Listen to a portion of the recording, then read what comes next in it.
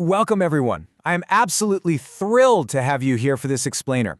Today, we're diving into something incredibly fascinating, the exact nuts and bolts mechanics of taking a foundational story idea and turning it into absolute movie magic.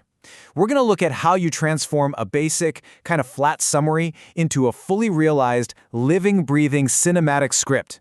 If you love understanding how great storytelling works from the ground up, you are going to love this. So how do you actually turn a simple fairy tale into a cinematic masterpiece? Honestly, it's the ultimate puzzle that every single writer and filmmaker faces. You might have a beautiful story on the page, but sometimes it just lies there, It's flat. It lacks that spark. Today, we're going to use the Princess Aisha script as our perfect case study to figure out exactly how to elevate a story from a simple telling of events into an experience that completely captivates an audience from the opening scene all the way to the closing credits. All right, let's start with Section 1, the current script, the wholesome baseline. Look, the Princess Aisha script has an incredibly solid foundation. The theme is exactly what you'd want for this genre, a magical fairy tale adventure. The tone, it's wonderfully wholesome, it's enchanting, and it's perfectly family-friendly. It's got a fantastic core message that promotes kindness, courage, and friendship, and it promises these unforgettable magical moments for its target audience of children and fantasy lovers. This is a fantastic baseline. It's super common, especially in early drafts, to lean heavily into these wholesome elements because they give you a really safe, clear sandbox to play in. It has a ton of heart. But here's the thing about screenwriting. Heart alone, without structure and dynamic execution, just won't keep an audience glued to their seats for 90 minutes. We really have to push beyond the safety of a sweet premise. Which brings us to Section 2, identifying the weaknesses, or as I like to call it, the narration trap. Okay, let's dive right into this. The primary diagnosis here is that the script is way more narrative-driven than dialogue-heavy. It focuses heavily on passive storytelling rather than active character interaction. And man, this is such a classic trap for writers. It means that right now our script reads kind of like a summary. We, as the audience, are basically just being told what happens instead of watching it unfold through real-time friction. When you prioritize passive storytelling over active interaction, your movie feels stagnant. It literally loses its pulse. To be cinematic, we have to show, not just tell. The audience needs to experience the story right alongside the characters, not listen to a distant narrator recount past events. Moving right along to Section 3, fixing character and dialogue, breathing life into the story. So how do we actually breathe life into it? Well, we start with a dialogue polish. We absolutely must add natural conversations to make this world feel alive. A cinematic world can't just be narrated from above by some omniscient voiceover. The characters have to actually speak, argue, laugh, and connect with each other. Their voices are the vessel for your plot. Step 2 is character depth. We need to give Princess Aisha a clear, burning motivation. Maybe it's saving her kingdom from some impending doom, or maybe it's a deeply personal journey of finding her true self. Whatever it is, she needs a relatable drive to anchor us to her journey. Without that drive, she's just a passive participant in her own life. And hey, we certainly cannot forget about the rest of the ensemble. Supporting characters absolutely must have unique traits and goals. They can't just be blank props standing around for Princess Aisha to talk at. They need their own distinct desires, their own fears, and their own quirks. When everyone in a scene wants something slightly different, that is when you get dynamic, exciting interactions. It creates these brilliant micro-conflicts within every single conversation, and that is exactly what keeps the viewer's brain actively engaged. Let's jump to Section 4, raising the stakes, adding conflict and pacing.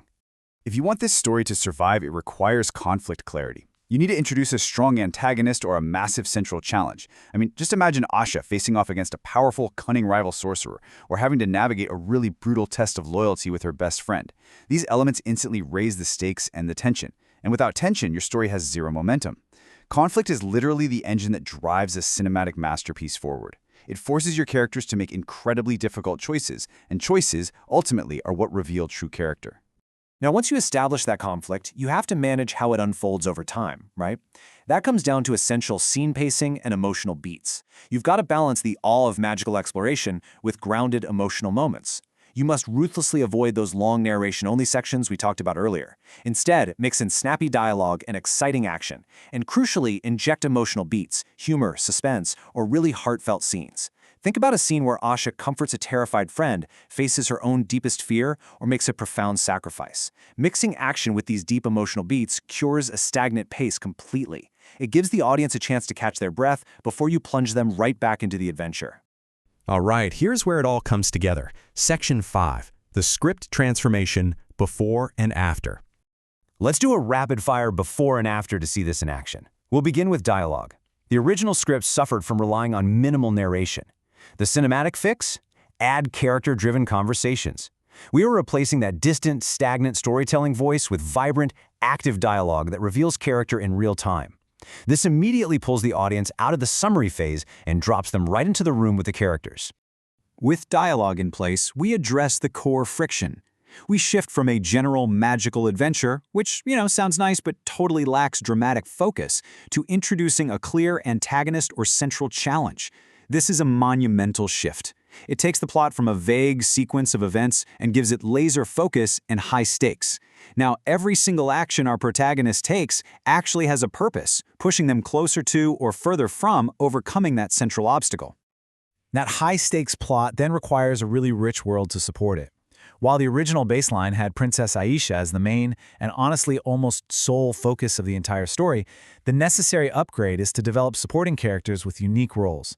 We contrast that old solo focus with a new, layered ensemble approach that makes the universe feel expansive and real. Suddenly, the stakes don't just matter to Aisha, they matter to an entire cast of characters we've genuinely grown to care about. All of these elements completely overhaul the pacing. In the first draft, the story simply flowed linearly. A happens, then B happens, then C happens. It's safe, but let's be honest, it's predictable. To fix this, we mix narration, dialogue, and action together. We upgrade a boring, linear flow into a dynamic, unpredictable, cinematic rhythm. By varying the length and intensity of scenes, we create this amazing roller coaster effect that holds the audience captive from start to finish. The ultimate result of all these changes is a massive upgrade in emotional impact. The baseline was wholesome, for sure, but undeniably light. The cinematic transformation requires us to add real suspense, genuine humor, and those deep, heartfelt moments.